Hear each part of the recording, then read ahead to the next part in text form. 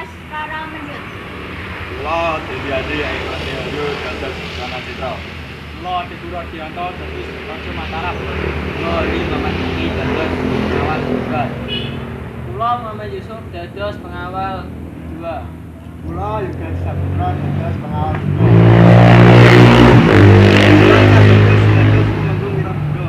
Kula Arifan Citra dados Garwa Salira. Asal mari deknya. Kula Lina Siti dados Garwa Salatiga.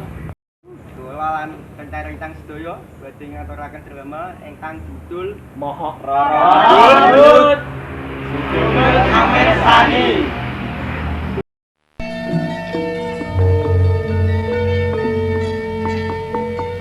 Ing sawijining dina ing Kadipaten Pati, pamerintahan Pati Gotang Ratu amarga Adipati Pati wafat. Kadipaten Pati diasoraken déning raja saka Kraton Mataram. Raja Mataram ngutus tumenggung Wiraguna supaya mimpin Pati.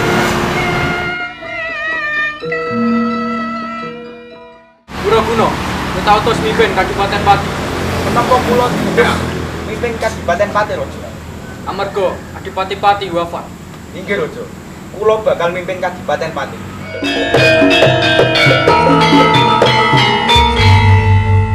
Kacarita, tumenggung Wiraguna Didi Pangwasa Pati arep nambah garwa Suren. Pustanane ketemu karo kawan ayu umur 12 taun sing jenenge Mendut. Cahayu, sapa jenengmu? Kula Mendut tumenggung. Kowe pancen ayu tenan.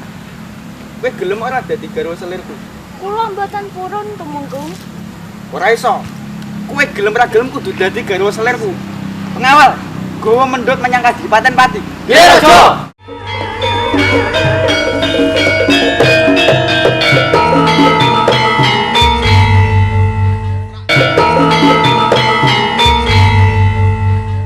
Mendut.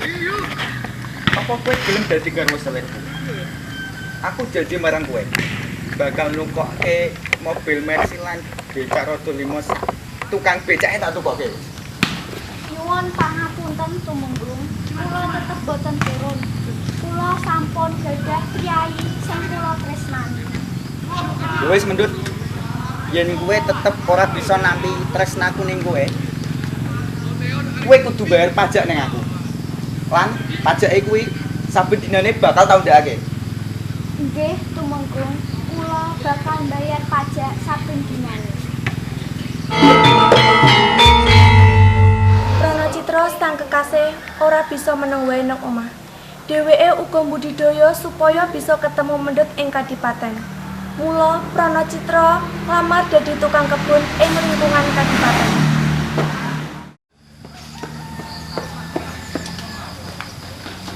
Nyuwun sewu tumenggung, wonten badhe kepanggih kalian tumenggung.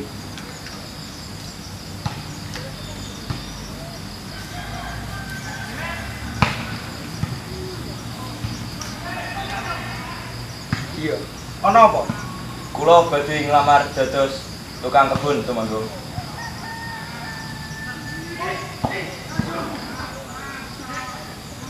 Iya, kowe tak tampa.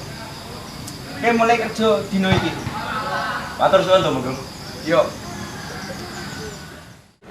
Kanggo nyukupi pembayaran pajak sing ditetepke tumenggung Wiraguna, Rara Mendut dodol lan diewangi Pranacitra. Lho, Rara Mendut. Kenapa kowe nang kene? Aku dodol Pranacitra. Lah kenapa kowe kok dodol? Aku dodol kanggo nyukupi bayar pajak. Amarga aku orang sing dadi selire tumenggung Wiraguna. Ya wis yen ngono tak rewangi lah dodol. Kuah. Mas, aku Mas. Woi. Ora usah. Kurangnya kayak iki. Kuah. Sayang anak saya, Mas. Sayang anaknya, Mas. Sanajan penghasilane Rara Mendut akeh banget ning isa ora cukup kanggo bayar pajak.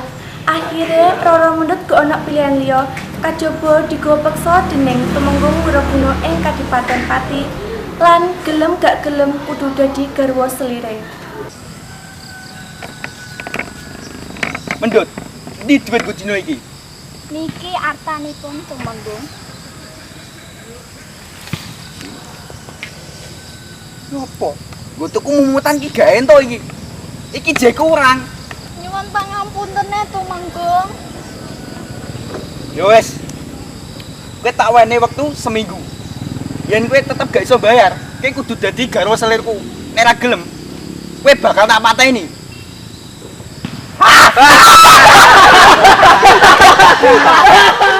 Rara Mendut tansah nangis saben dina.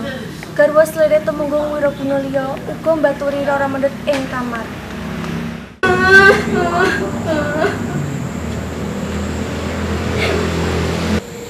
Rara Mendut, kenapa kowe kok nangis? Iya Rara, kowe kenapa? Aku kepengen metu saka kene Mbak Yu. Kepengen ketemu karo priya sing kula tresnani.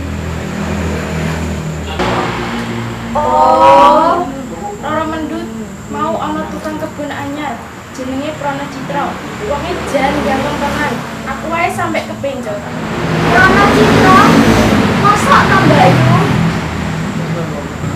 Emange Prana Citra kuwi apane awakmu, Rara? Prana Citra kuwi priya sejatiku Mbak Yu. Oh, Nggih pun Mbak Yu, kula badhe teng wingking. iya.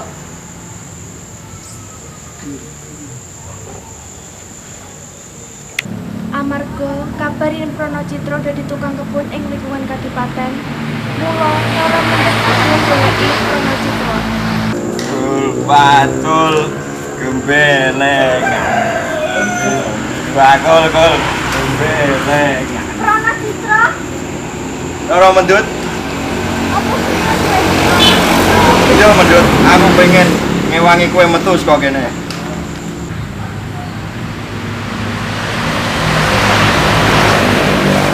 Kanthi cara didimitan lan umpet-umpetan, Prana Citra lan Rara Mendut uga mbudidaya amrih bisa metu saka kadipaten.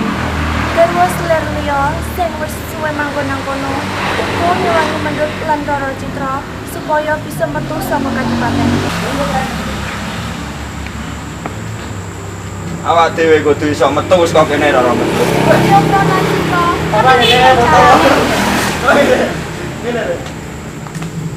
Tenang wae Rara, kowe lan Prana Citra enteni nang kene wae. Mengko aku lan garwa selir liya ngrayu pengawal sing jaga bengi. matur suwun Mbak Yu. Iya Rara, padha-padha. Enake ngopo, Mas? Iki jane ana cewek yo enak. Sak sore kok. Mendung. Iya. Sopo iki rezeki? Wah, gak ada deh. Ayo tenan. Saya pengawal pelaku tak senengane. Yes, ayo.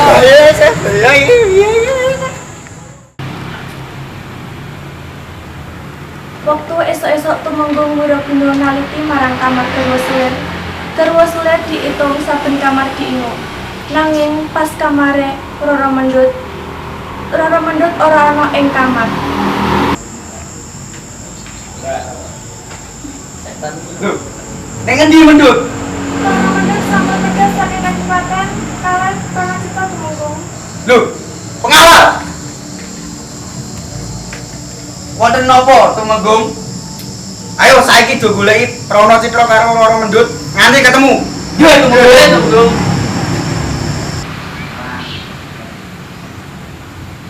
Kencaring carita kanthi nitih turangga, Tumenggung Wirabuna uga nedya goleki Prana Citra lan Rara Mendut.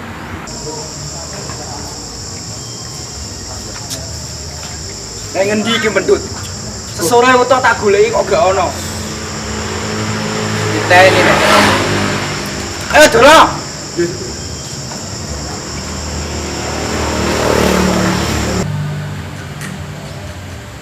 Tumenggung Wirabuna lan Prana Citra perang tanding sing dimenangke Tumenggung Wirabuna. Akhire Prana Citra lan Rara Mendut uga tiwas bareng.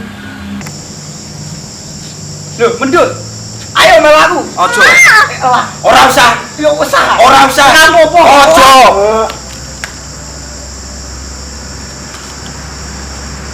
Rono Citro.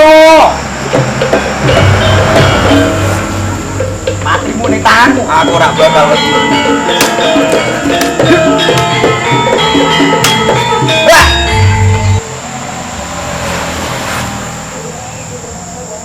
Rono Citro.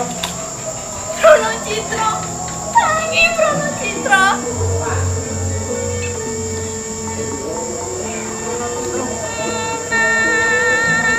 Wajek kejem kemanggu. Kalau aku mati wae saiki. Mendut. Mendut. Tidak.